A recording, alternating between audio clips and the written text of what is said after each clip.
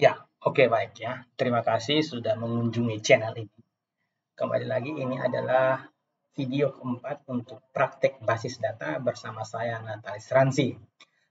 Video ini terkhususkan saya untuk mahasiswa di Teknik Informatika Fakultas Teknik yang pada saat video ini dibuat ya itu sedang memprogram mata kuliah Sistem Basis Data. Kebetulan saya membawakan untuk tengah semester ya. Baik, kita di pertemuan atau di video sebelum ini ya teman-teman bisa melihat bahwa kita sudah selesai, yaitu kita sudah ada database namanya akademik ya. Kita masuk dulu MySQL input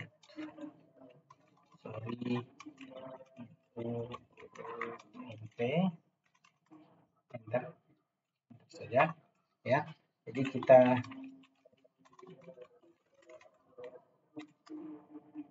ya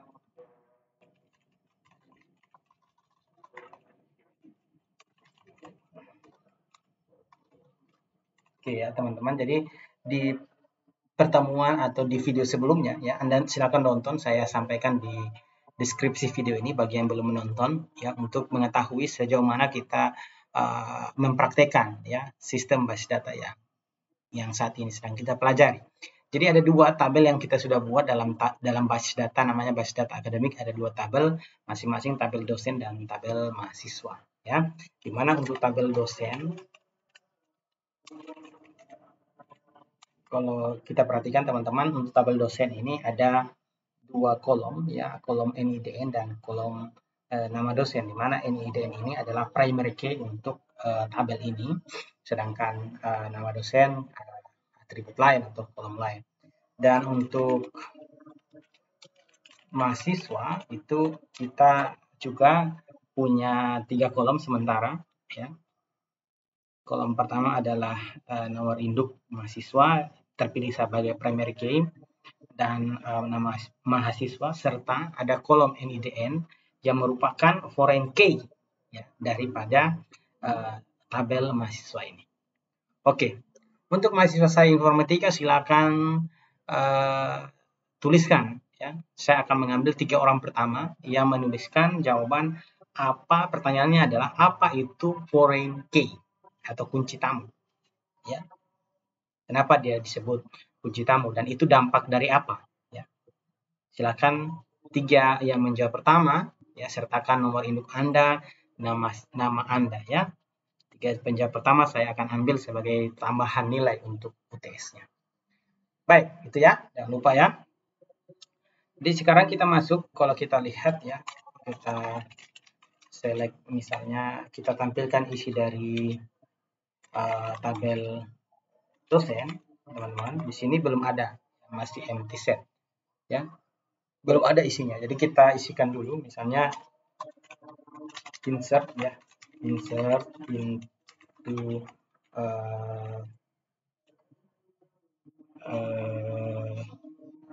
dosen ya. Value-nya ya, itu misalnya ini DN saya kasih misalnya ya berapa sama 10 ya, 0, 25, 12, 5 misalnya. Oke ya, coba ini enter. Jadi kalau kita sekarang lihat dosen sudah ada satu ya, sudah ada dosen satu ya, dan kita tambah lagi misalnya tambah dosen. Oke, ini ya misalnya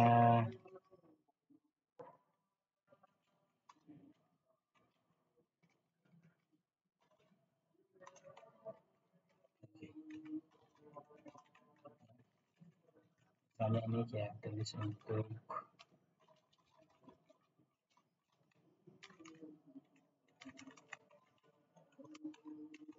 ya, enter.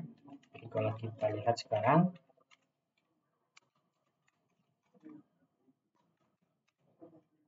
Oke, sudah ada 2 dosen. Sudah ada 2 dosen. Oke. Nah, kita lanjutkan untuk misalnya input mahasiswa ya. Bentar, saya coba ambil dulu beberapa mahasiswa ya. Di sini untuk saya pakai sebagai data untuk ini. Oke. Misalnya yang pertama saya ya set intonya ke siapa? Ke mahasiswa ya. Sorry, mahasiswa. Jadi value-nya itu nomor induk mahasiswa gitu ya. Untuk misalnya siapa? S1 19 itu 029 ya, itu atas nama misalnya sini Indah Fauzia ya. Oke. Kan tadi untuk dosen, untuk mahasiswa itu ada 3 ya, ada 3 kolom. Kolom pertama nama dosen, NIM, kemudian nama, kemudian terakhir adalah dosen PA-nya. Misalnya di sini saya kasih 0025 ya, 12 8402. Oke, enter. Oke, ada ya. Jadi sekarang kalau kita mahasiswa sudah ada ya, sudah ada 1 mahasiswa. Kita input lagi, misalnya ini saya kasih NIDN 0 misalnya. Nah ini ya. Oh, yang pertama ada error ini karena duplikat entry. Ini yang memungkinkan kita yang mencegah base data terjadi duplikasi karena E1 19029 ini sudah pernah ada gitu. Sudah pernah ada data mahasiswa ini jadi datanya tidak bisa masuk karena NIM-nya itu bersifat primary key, artinya kan dia unik. Kalau primary key berarti unik. Jadi sistem basis data hanya akan menerima nilai-nilai yang unik. Kalau double tidak akan dia terima. Gitu ya. Oke, itu pertama. Kemudian yang kedua, misalnya saya menginputkan data baru ya, misalnya ini 19043 ya, ini atas nama siapa? Atas nama Ahmad Dhani Ali ya. Oke. Ahmad Dhani Ali. Oke ya. Ini saya inputkan NIDN sekian, kemudian saya enter. Nah, ini juga error. Kenapa? Karena ya kita telah pelajari bahwa ya domain untuk NIDN ini berasal dari ya kolom NIDN tabel dosen kan, ininya yang di sini ini diisikan harus yang berasal dari sini, dari NIDN dosen. Karena 002512840000 ini tidak ada di tabel dosen, maka tidak bisa baris ini diinputkan ya. Oke, ini dikatakan keterangannya adalah foreign key constraint value, tidak ada constraint untuk foreign key NIDN yang dimaksudkan ini ya. Gitu. Jadi apa yang kita pelajari di teori ya di sini sudah terbukti gitu ya, bahwa kalau primary key dia akan unik, kemudian kalau foreign key domainnya itu harus berasal dari tabel yang kita rujuk. Oke ya. Oke, sekarang mari kita lanjut saja lagi untuk melanjutkan data-datanya ya. Yang benar adalah ini. Oke, jadi kalau kita sekarang dari mahasiswa minimal sudah punya 2 data, kita tambah beberapa data lagi ya.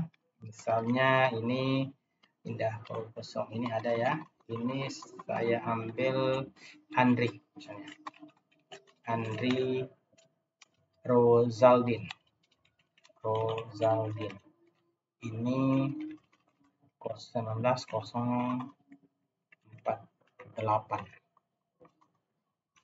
Ya. Enter. Oke, sudah ada. Kemudian tambah satu lagi ya, 050 itu miliknya siapa ya? 050 itu milik Daniel ya. Oke.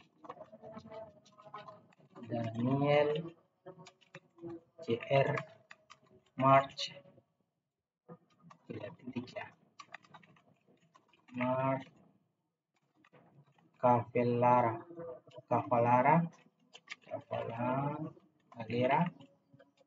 Lao.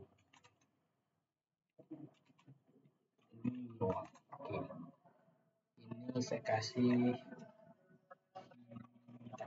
berapa ya? Oke, ya. Sip ya. Jadi untuk sementara teman-teman, untuk tabel mahasiswa kita punya data ini, untuk tabel dosen kita punya ini. Ya. Oke. Baik.